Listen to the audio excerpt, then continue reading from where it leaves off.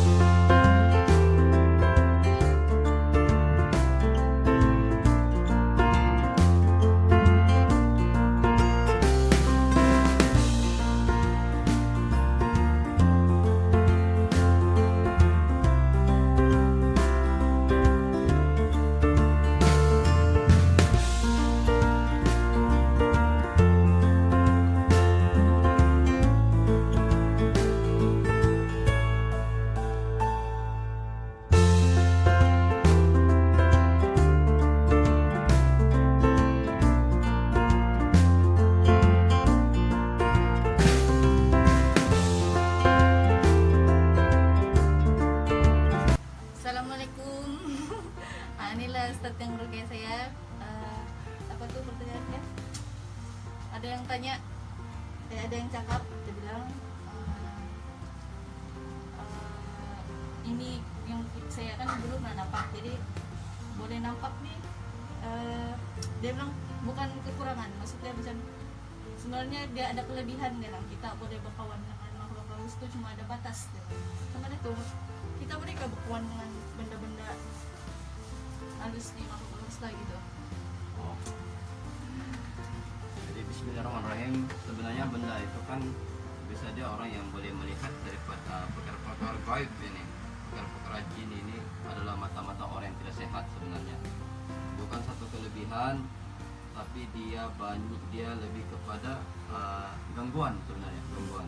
Cuma persepsi kita punya orang nih, biasa dia kadang-kadang ada anak dia orang boleh melihat-lihat, dia akan anggap benda itu satu kelebihan untuk anak dia. Sebenarnya tidak, itu gangguan, itu lebih kepada gangguan. Wallahu a'lam. Insya Allah nanti akan satu masa nanti saya akan terangkan lebih detail tentang benda nanti insya Allah. Tapi dia memang gangguan. Terus tuh dia bilang coba bayangkan, dia bilang kalau Ustadz yang ubat kau tuh tidak boleh nampak, macam mana dia mau ubat kau? Sebenarnya begini, memang kewajiban kita itu sebagai orang Islam itu kena beriman perkara yang gaib. Tapi perkara yang gaib itu sebenarnya itu di atas pengetahuan Allah Subhanahu Wa Taala saja. Nah, kita tidak mampu melihat dari perkara yang gaib, dan dia terlalu banyak dalil lah, benda ini terlalu banyak dalil. Dan menurut apa? Memang tidak boleh. Maksudnya kita merawat ini kita berserah pada Allah. Kita berserah pada Allah. Biasa dia yang boleh melihat-lihat ini dia bukan dalam keadaan ruqyah syar'i, tidak, dia bukan rawatan yang syar'i. Itu memang kena jelas lah. Sebab dia bilang bapak dia pun boleh nampak sebab dari keturunan. Oh, macam mana? itu biasa dia beginilah ciri-ciri orang yang rawatan yang perlu kita jauhi. Orang yang boleh melihat jin, dia mengaku-ngaku boleh melihat jin. Contohnya kita datangkan, saya cakap dengan kau, kau ini ada jin kau ni, saya tahu sudah kedatangan kau ni, saya tahu sudah dari mana kau datang. Jadi kita sebagai manusia biasa mana mungkin mampu mengetahui perkara-perkara yang gaib, meramal sesuatu perkara.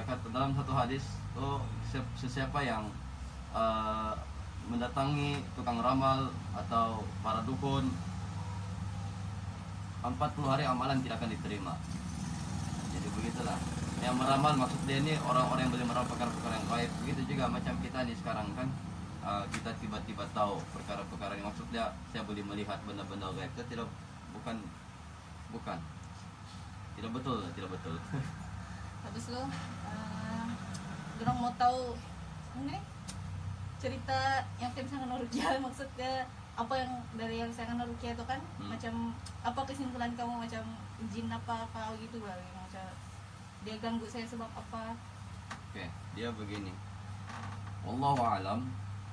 Tapi daripada kita faedah yang kita ruqyah kemudian kita diagnose dengan kita buat satu form, lepas itu biasanya buat begitulah, buat satu form kan, satu form kita tanya dia macam mana keadaan dia, simptom dia, baru kita dapat analisis.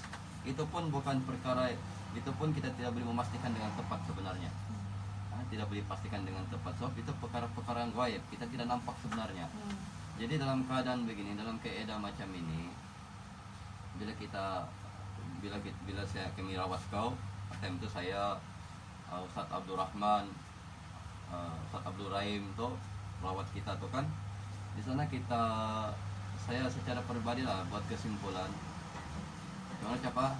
Ya kan time Yang belum mulai, itu kan kedua kali itu dah.